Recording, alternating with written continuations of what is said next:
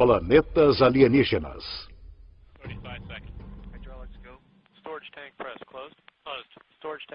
6 de março de 2009. Este foguete Delta II está passando pelos testes finais pré-lançamento.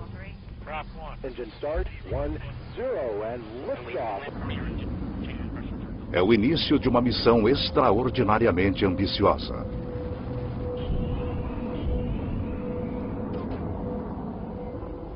O Observatório Espacial Kepler está procurando por planetas similares à Terra em uma região que abrange 100 mil estrelas.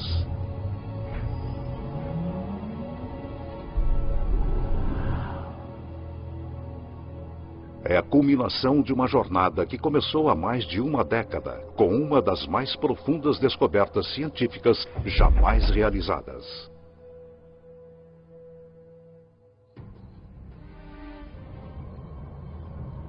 Em 1995, o astrônomo suíço Michel Mayor e sua equipe fizeram uma observação rotineira de estrelas da constelação de Pégaso, localizada a 50 anos-luz de distância.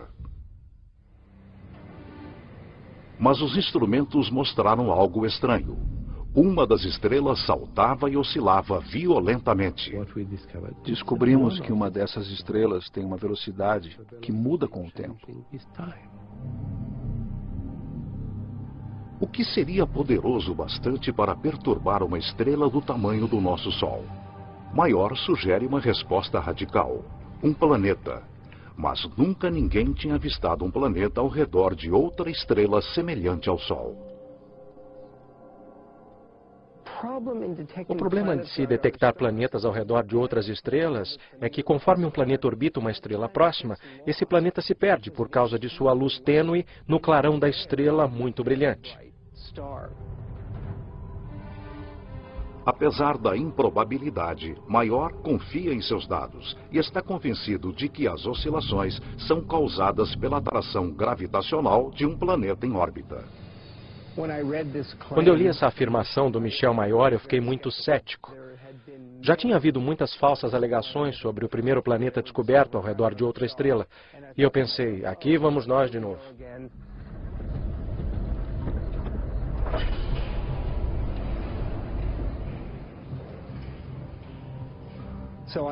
Então eu decidi observar a estrela por 4 noites consecutivas.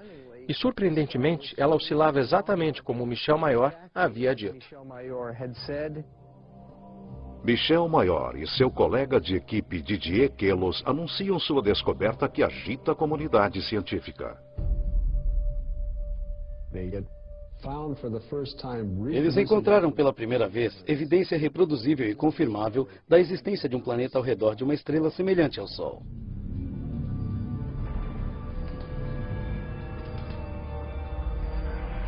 Oficialmente chamado 51 Pégase B, o planeta foi apelidado Belerofonte, em homenagem ao herói grego que domou o cavalo alado Pégaso.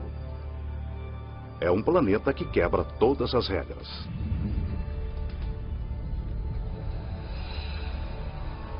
Belerofonte torra na luz escaldante da estrela, a temperaturas de aproximadamente 1000 graus Celsius.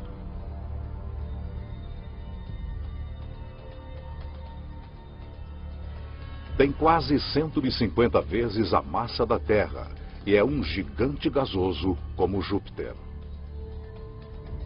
Um gigante gasoso é um planeta composto principalmente por hidrogênio e hélio. Apenas as camadas exteriores são gasosas, mas por dentro são comprimidos a pressões tão gigantescas que não se parecem nada com gás. Diferente de qualquer coisa encontrada em nosso sistema solar, esta é uma classe completamente nova de planeta, que os cientistas chamam de Júpiter quente. Se formos ao Havaí e observarmos o fluxo da lava de lá, um Júpiter quente é tão quente quanto. É muito quente mesmo. A Terra se encontra a uma distância confortável de 150 milhões de quilômetros do Sol. Como esses Júpiteres quentes estão aproximadamente 100 vezes mais próximos, a quantidade de luz do Sol que eles recebem é 10.000 vezes maior. Se isto fosse uma estrela e isto um Júpiter quente, o Júpiter quente estaria a 3 ou 4 diâmetros estelares de distância da estrela. Então seria 1, 2, 3. Um Júpiter quente estaria próximo assim de sua estrela. Júpiteres quentes estão sujeitos à força de maré. Eles ficam virados com a mesma face para a estrela o tempo todo, assim como a Lua em relação à Terra. É permanentemente dia de um lado e permanentemente noite do outro. Se eu estivesse preso num Júpiter quente, eu gostaria de estar do lado de trás e torceria para que parte do calor do lado da frente, virado para a estrela, chegasse até a parte de trás.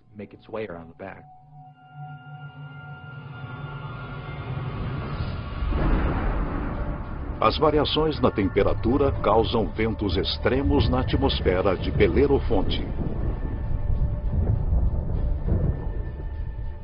Conforme o ar é cozido pela estrela, ele sobe.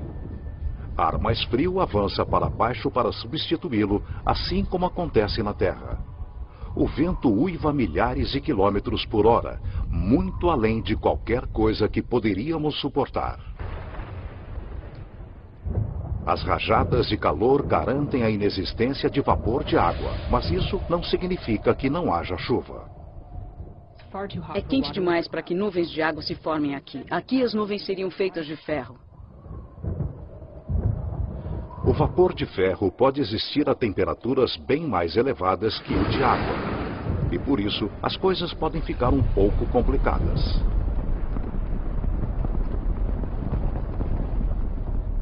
É melhor que seu guarda-chuva seja bem resistente, porque o ferro vai começar a cobri-lo rapidamente, torná-lo extremamente pesado e simplesmente o destruiria.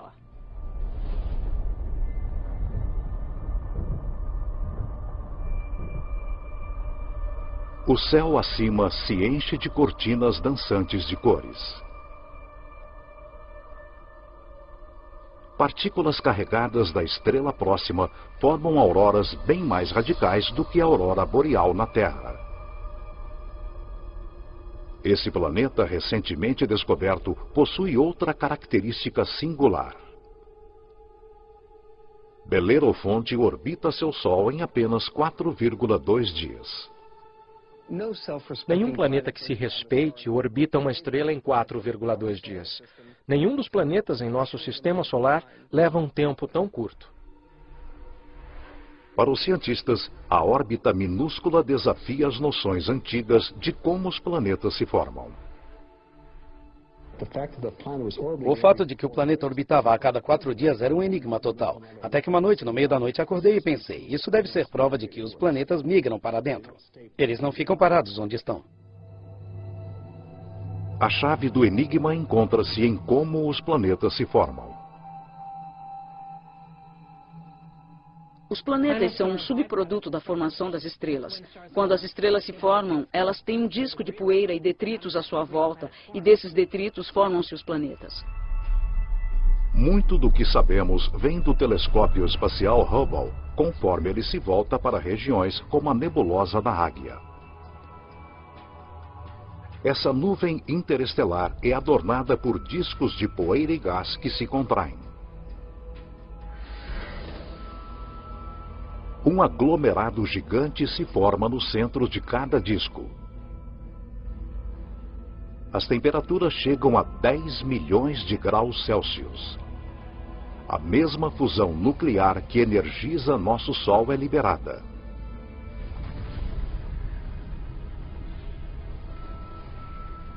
A estrela nasce. A radiação da estrela gera um vento estelar que empurra para longe a poeira e os detritos restantes. Parte da poeira sobrevive e permanece em órbita ao redor da estrela recém-nascida. Durante milhões de anos, a poeira vai se juntando e formando torrões que viram asteroides, e os asteroides viram planetas.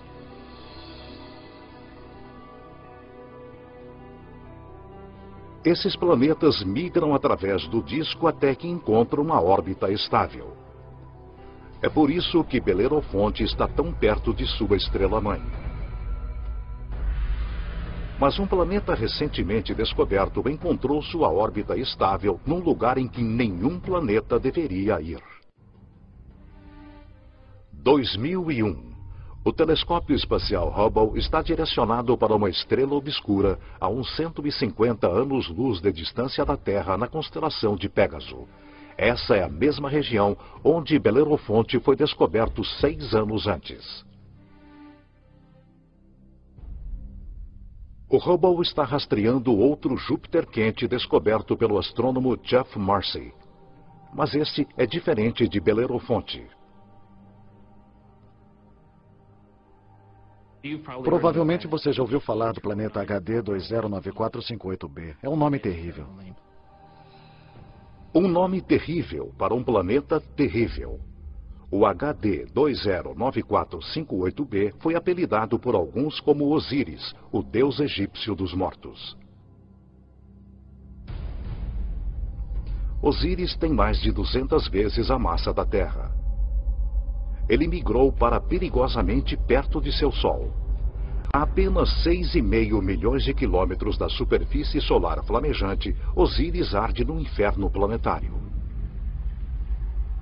A temperatura média diária em Osíris é de mais de 1000 graus Celsius. Esqueçam aquecimento global. Isso é fritura global. E ela faz Osíris perder aproximadamente 500 mil toneladas métricas de ar por segundo. Há um vazamento de gás, um fluxo contínuo de hidrogênio e hélio. E isso está formando uma nuvem grande, enorme ao redor do planeta. Sua atmosfera está vazando para dentro do espaço. Os cientistas especulam que um rastro colossal de gás esteja movendo-se em espiral através do planeta por milhares de quilômetros.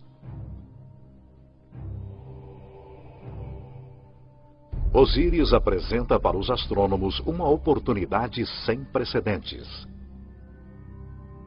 Usando o Hubble, eles analisam a atmosfera inchada do planeta alienígena. Esta é a primeira vez que podemos determinar a composição da atmosfera de um planeta extrasolar.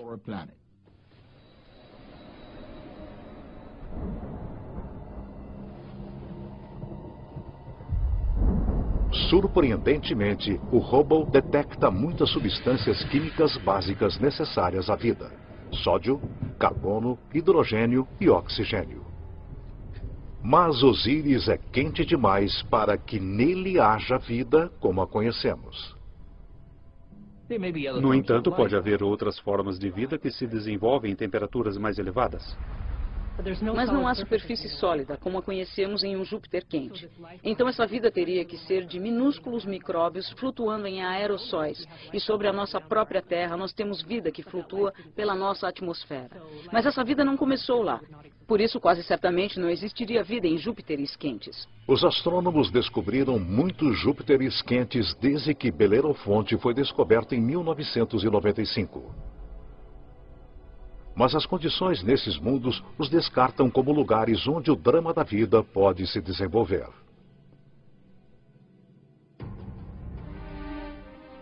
No entanto, um desses gigantes gasosos é um planeta que desafia as regras da evolução.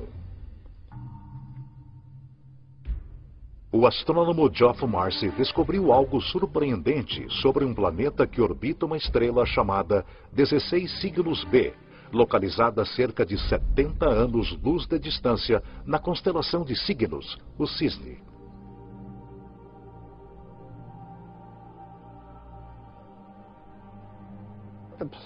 O planeta estava claramente em uma órbita alongada, o que o trazia para perto e depois para longe da estrela-mãe.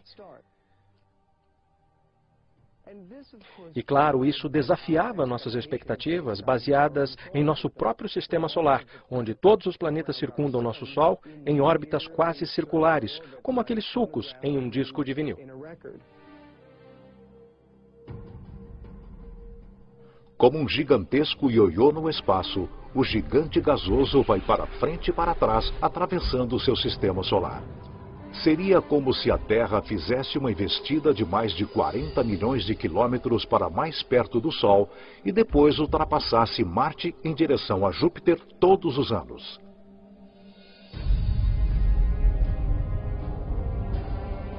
E como todos os gigantes gasosos do nosso sistema solar, Este planeta Ioiô provavelmente tem um séquito de luas. Marcy especula que uma dessas luas poderia ser semelhante à Terra. E é aí que começa a história interessante. Imaginem uma lua rochosa, com lagos, oceanos, talvez rios e quedas d'água sobre a superfície. A lua orbitando seu planeta e os dois orbitando a estrela-mãe. Diferente da lua sem ar que circula a Terra, essa lua é um mundo com estações extremas. Na Terra, as estações acontecem devido à inclinação de nosso planeta. Aqui, elas são causadas pela órbita alongada. Esses pobres planetas que estão nessas órbitas elípticas alongadas sofrem mudanças terríveis em seu clima no decorrer de um ano. Conforme chegam mais perto, o planeta Ioiô e sua lua são esturricados pela estrela. Começa o verão. A atmosfera na Lua, semelhante à Terra, é castigada por tempestades extremas. Os furacões de categoria 5 sobre a Terra são pequenos redemoinhos comparados aos vórtices monstruosos que se formam aqui.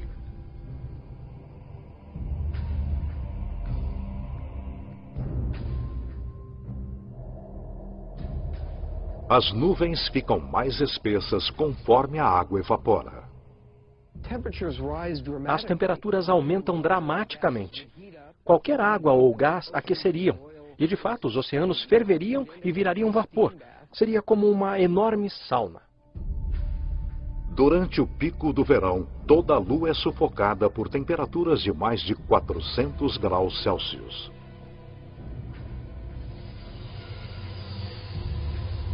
Este é o ponto mais próximo da estrela.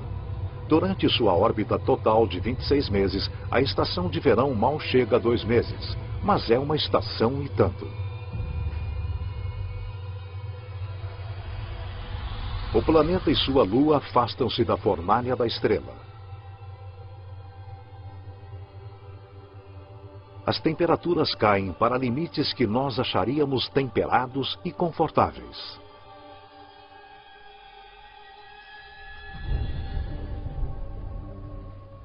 Com a chegada do outono, as chuvas retornam para a lua tostada. As bacias oceânicas secas enchem-se novamente e os mares sobem, formando novas linhas costeiras.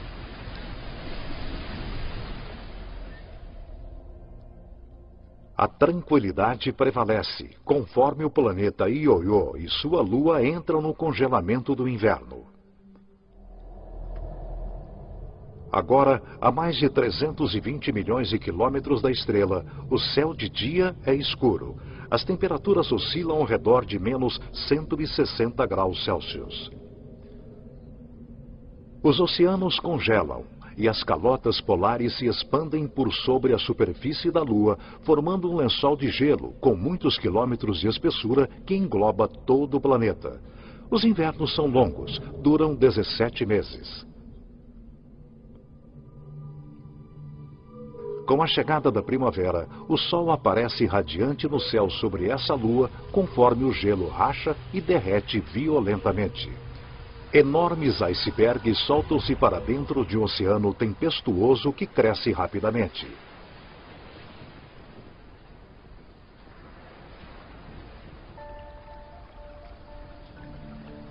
Por 2 períodos muito curtos, durante o degelo da primavera e as chuvas do outono, o clima sobre essa lua, semelhante à Terra, fica fresco e confortável.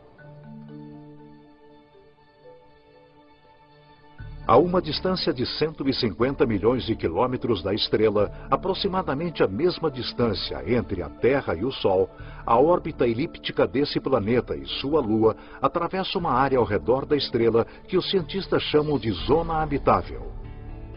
As condições aqui são perfeitas para a vida.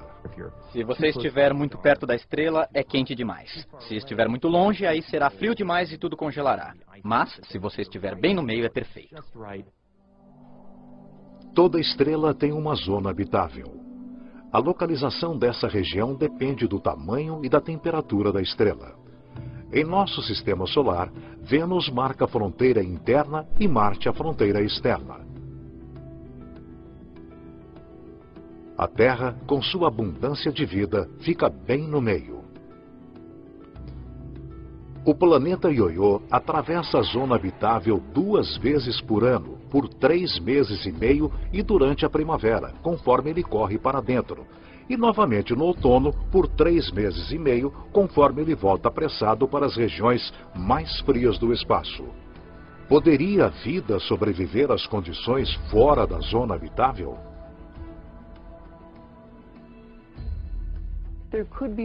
É possível que haja formas de vida inteligentes o suficiente para hibernarem, como fazem os animais da Terra durante a estação de inverno. Se isso parecer fantástico, pensem nas zonas das marés da Terra. Nas zonas das marés, a vida prolifera, é claro, perto da praia. E isso acontece apesar das correntes. A água vem e cobre muitas das formas de vida. Quando a maré baixa, a água retrocede, mas mesmo assim essas espécies sobrevivem perfeitamente bem. O estranho ciclo da órbita do planeta Ioiô cria condições transitórias apropriadas à vida, mas também à morte.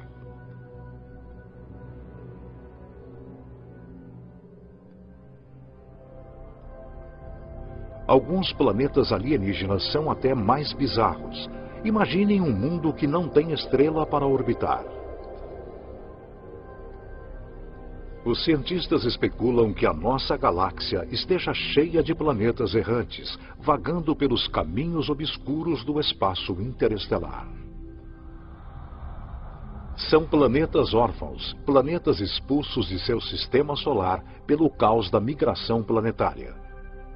Os astrônomos chamam esses mundos de planemos.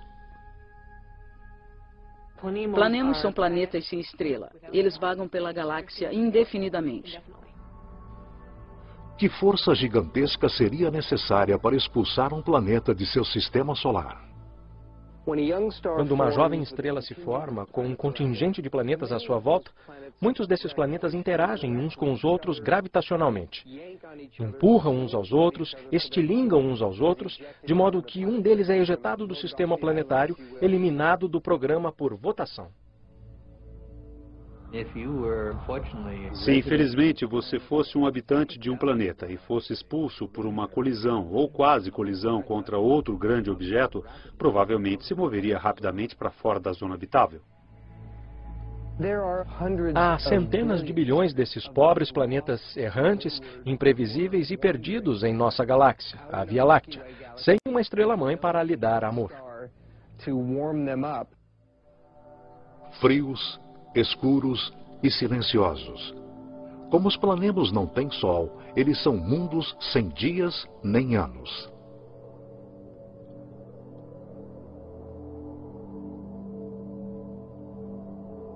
Eles mantêm vigília através de uma noite eterna. São solitários errantes, sentinelas da galáxia.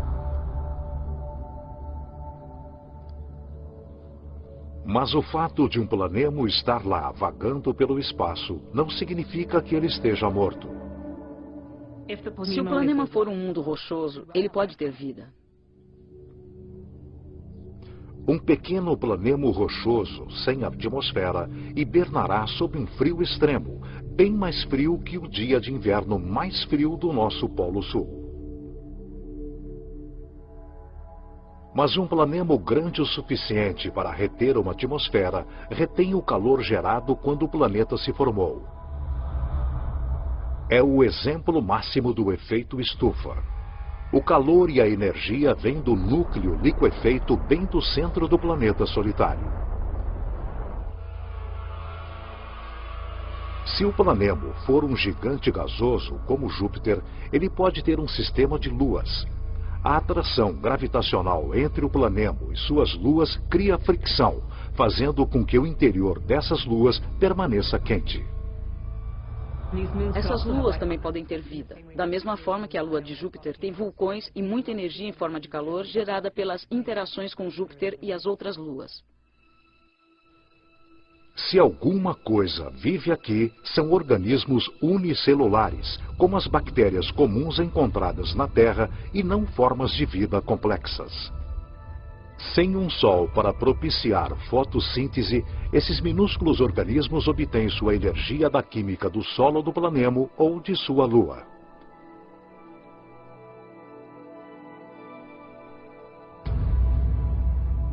Há condições semelhantes na Terra. Colônias de bactérias são encontradas bem no fundo das minas na África do Sul. Elas não têm acesso a oxigênio ou à luz e sobrevivem inteiramente das substâncias químicas que produzem a partir da terra que as circunda. Seu metabolismo é extremamente lento e elas se reproduzem apenas uma vez a cada 1000 anos. Se há vida em um planemo sem Sol, essa vida poderia ser organismos como esses, isolados quando seu planeta era jovem.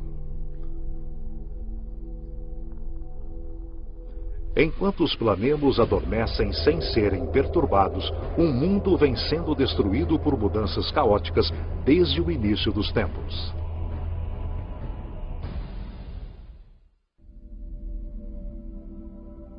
Em 2003, os astrônomos confirmam a existência de uma relíquia do início dos tempos na constelação de Escorpião. A maioria dos planetas encontrados fora do nosso sistema solar está localizada no disco principal da nossa galáxia.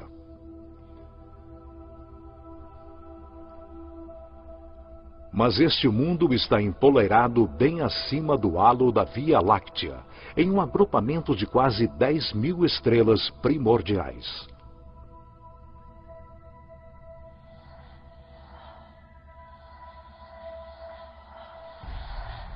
O planeta B162026 é mais conhecido por seu nome não oficial, Planeta Matusalém, a pessoa mais velha da Bíblia.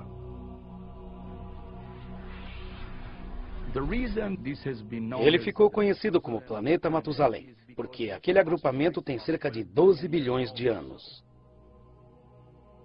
A Terra é uma adolescente planetária comparada ao velho Matusalém. Aproximadamente 8 bilhões de anos antes da Terra se formar, Matusalém já era um jovem gigante gasoso, talvez com tempestades violentas e um séquito de luas.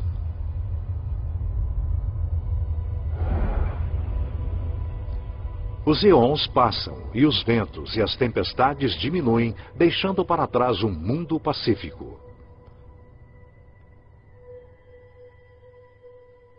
De repente, duas estrelas surgem no céu.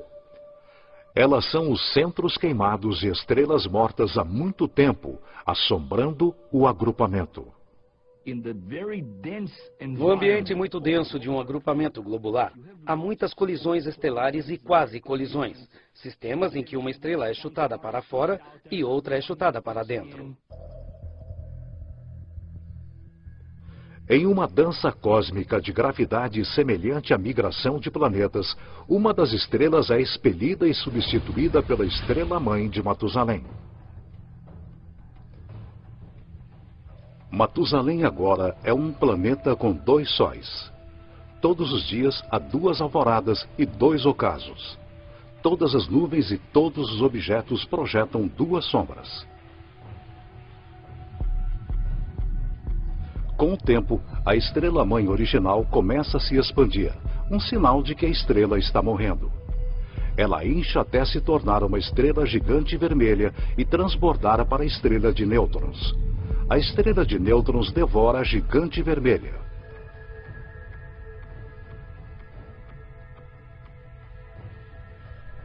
Hoje, Matusalém é um mundo aprisionado pelos esqueletos de 2 estrelas mortas. O núcleo despido da gigante vermelha e sua acompanhante, a estrela pulsante de nêutrons. Matusalém é um sobrevivente. Mas nada se compara à estranha anomalia de um pulsar, cerca de 980 anos-luz de distância da Terra na constelação de Virgem.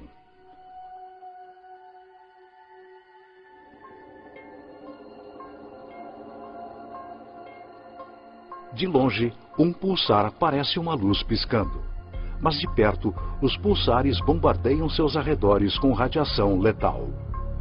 Não há lugar para planetas. No entanto, alguma coisa interfere com a precisão deste pulsar. Uma explicação seria que a anomalia é causada por um planeta. Mas muitos astrônomos não acreditam que existam planetas orbitando pulsares.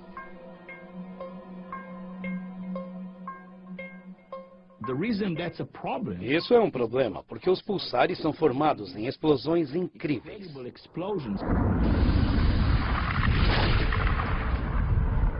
Quando uma estrela gigante vermelha explode, uma bola de fogo titânica conhecida como supernova libera tanta energia em 1 minuto quanto o nosso Sol gera em toda a sua vida.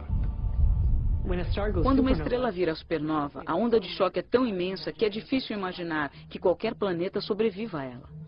Quando a poeira cósmica se dissipa, tudo o que resta é o núcleo destruído da gigante vermelha, pulsando no centro de um campo de detritos em expansão.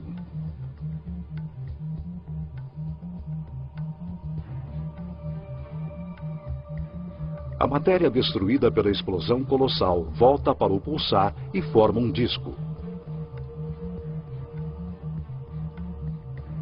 Nesse caos, um novo mundo se forma, nascido do fogo e da destruição. Um zumbi planetário surgido da carcaça da ex-estrela gigante vermelha. É incrível que planetas possam se formar nesse ambiente. Um planeta que orbita um pulsar nos dá a impressão de estarmos numa discoteca com uma luz estroboscópica bem forte, que é o pulsar.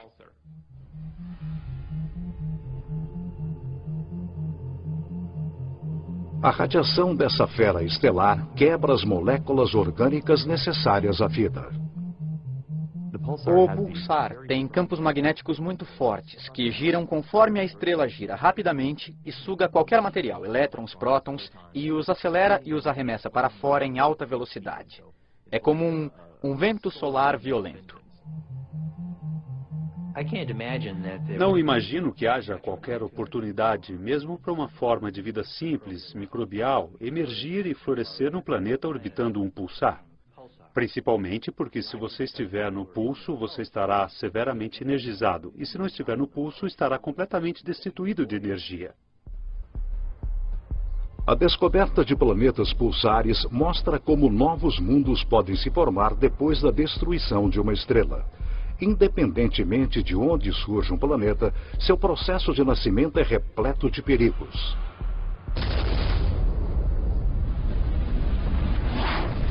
Às vezes, a violência é tanta que o fim do mundo chega antes de seu início. 2007. Astrônomos usando o telescópio gigante Gemini Norte fazem uma estranha descoberta no agrupamento das Pleiades, cerca de 400 anos-luz da Terra. Uma estrela conhecida apenas por seu número de catálogo, HD 23514, é cercada por uma nuvem gigante de poeira e gás com um formato de uma rosca. A estrela no centro dessa formação tem cerca de 100 milhões de anos. Um bebê cósmico em termos astronômicos. O nosso Sol é 45 vezes mais velho. As condições são perfeitas para que se formem planetas. Mas a análise espectral descobre algo estranho. A poeira está completamente pulverizada.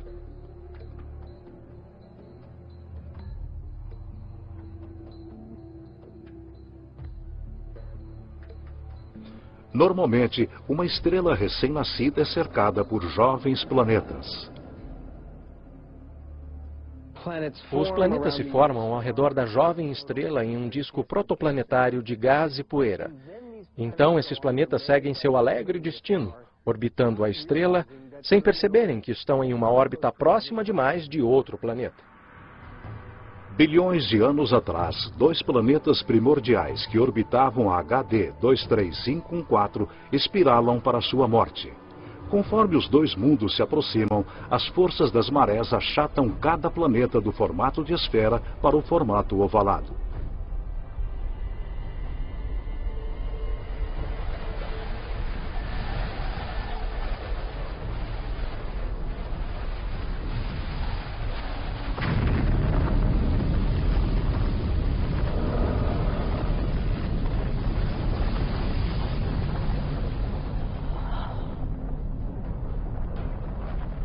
Os dois mundos são aniquilados, criando a poeira e os detritos que vemos ao redor da estrela HD 23514.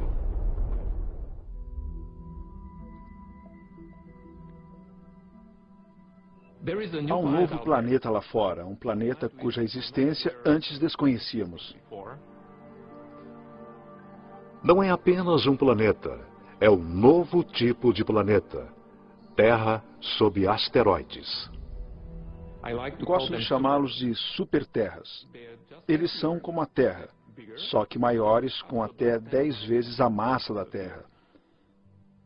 Uma das famílias de superterras se parece com a nossa própria Terra, continentes, oceanos. Algumas podem ser muito secas, como Marte. E também tem outra família que chamamos de mundos aquáticos, ou planetas oceanos, que são completamente cobertos por água. Bem-vindos a Gliese 581c.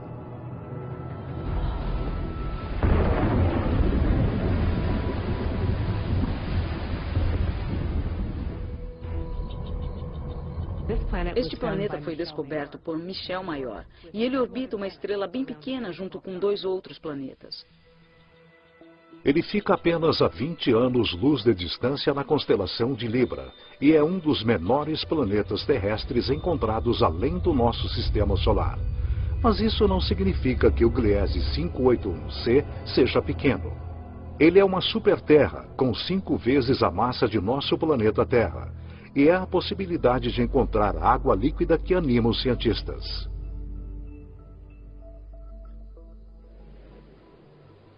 Um planeta oceano dá a sensação de estarmos no meio do Oceano Pacífico, sem terra à vista, só água. Acima, nuvens brancas volumosas e céu azul. Os ventos sobre o mundo oceano são semelhantes aos da Terra. É um ótimo lugar para se velejar.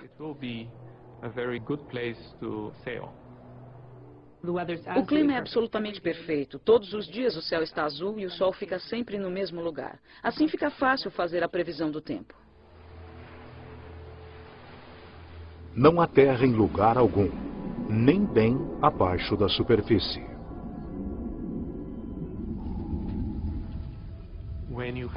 Quando há uma grande quantidade de água, no fundo do oceano forma-se uma pressão muito alta, com mais de 1 milhão de atmosferas. E essa pressão comprime a água líquida, que é o oceano, para um estado que chamamos de gelo 7.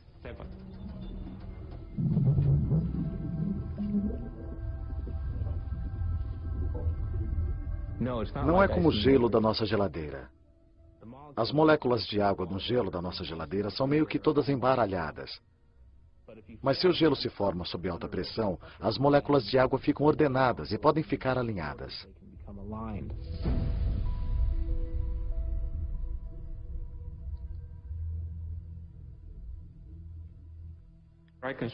Posso mostrar um cristal que é um bom equivalente ao gelo 7. Halita, também conhecida como sal de rocha. Pode ser que o gelo 7 exista em nosso próprio sistema solar.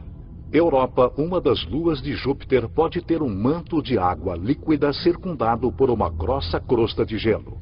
A pressão da crosta é tão grande que pode existir gelo 7 bem no fundo desses mares desconhecidos.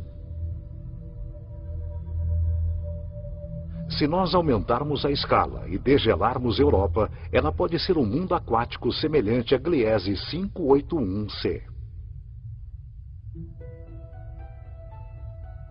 Podemos imaginar que a vida possa surgir no mundo aquático. Afinal, a água é essencial à vida sobre a Terra. Em todo lugar no nosso planeta onde há água, há vida. Não encontramos uma gota d'água estéril sobre a Terra, a menos que a coloquemos no forno de micro-ondas. Nesse mundo aquático poderia haver bactérias ou qualquer tipo de vida no próprio oceano.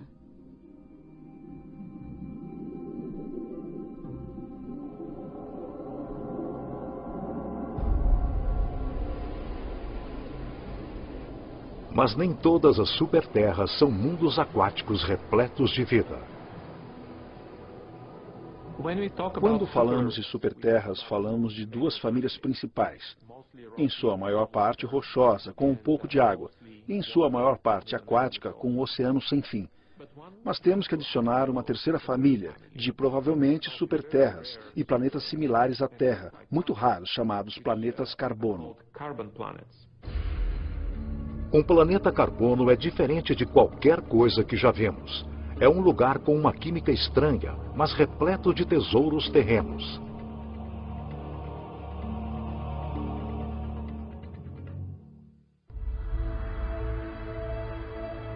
Por toda a nossa galáxia, há planetas que são áridos, pobres e inóspitos.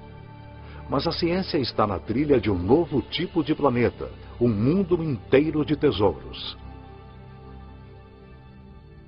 Em nosso sistema solar, em nosso Sol e em todas as estrelas próximas, há sempre mais oxigênio do que carbono. Mas se pensarmos em um lugar no universo onde há mais carbono que oxigênio, a formação desse planeta será bem diferente. A análise espectral mostra que o carbono é bem mais abundante quando a 26 mil anos-luz de distância do centro de nossa galáxia. Os planetas que se formam aqui podem conter uma fartura de carbono. O céu matutino de um mundo de carbono seria qualquer coisa, exceto límpido e azul.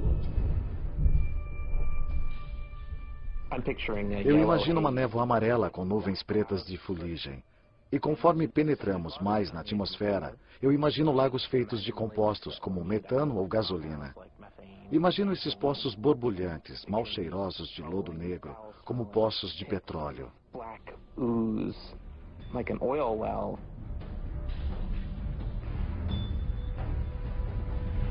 Com pouca ou nenhuma água na atmosfera, o ar é formado por compostos de carbono. Metano, butano, pentano, benzeno, todos esses tipos diferentes de compostos de carbono que se separam no refino da gasolina. Um dia pode chover benzeno, no outro pode chover butano. Por mais estranhos que possam parecer os planetas carbono, a qualidade do ar neles pode parecer familiar para alguns. O ar num planeta muito rico em benzeno será parecido ao de Los Angeles, com muitas partículas de smog, às quais infelizmente estamos acostumados por causa do escapamento dos automóveis. Apesar da poluição, planetas carbono podem ter um lado positivo bem atraente. É possível que vejamos diamantes, porque o planeta pode ter quantidades substanciais de carbono puro, composto do qual os diamantes são formados. Quando o carbono puro é comprimido, ele tende a se transformar em diamante. Os segredos de planetas exóticos como estes estão esperando para serem descobertos por toda a galáxia. Mas os astrônomos não vão se satisfazer até encontrarem o seu santo graal. Um planeta como o nosso, que sustente a vida. A próxima Terra.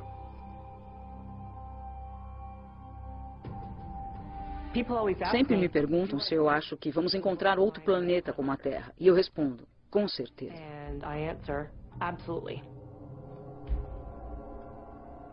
Cada estrela provavelmente possui planetas aproximadamente do mesmo tamanho que a Terra. Achamos que cada estrela tem vários planetas com a massa da Terra ou a massa de superterras. Então, se temos 200 bilhões de estrelas na galáxia, pode haver 400 bilhões de terras ou mais. 400 bilhões de terras. O Observatório Espacial Kepler é o primeiro instrumento capaz de encontrar um desses planetas. O Kepler está direcionado para a constelação de Cygnus, no céu noturno, para 100 mil estrelas. E tira uma foto atrás da outra a cada minuto. E o objetivo do Kepler é simples: procurar entre as 100 mil estrelas aquelas que às vezes ficam escuras. Quando a estrela varia ligeiramente seu brilho, significa que um planeta está passando na sua frente, bloqueando parte de sua luz. O tempo durante o qual a estrela fica sem brilho e a quantidade de luz bloqueada dizem aos cientistas o tamanho do planeta e sua distância de seu Sol. Uma boa analogia para isso seria olhar para a oscilação na luz de uma lanterna no momento em que uma pequena mariposa passasse voando pelo foco da luz. A variação na luz conforme o planeta transita é minúscula.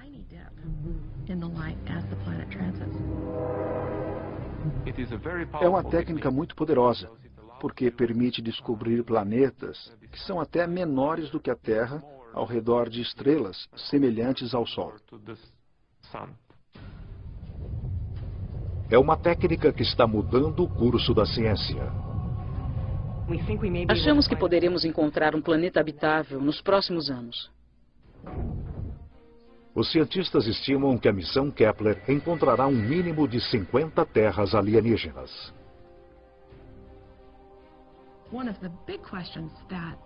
Uma das grandes dúvidas de quem procura a vida fora da Terra hoje é: será que reconheceremos a vida se a descobrirmos? As condições em uma Terra alienígena podem fazer com que a vida evolua de forma diferente. Minha esperança é que vamos ver algum sinal que nos arrepiará totalmente.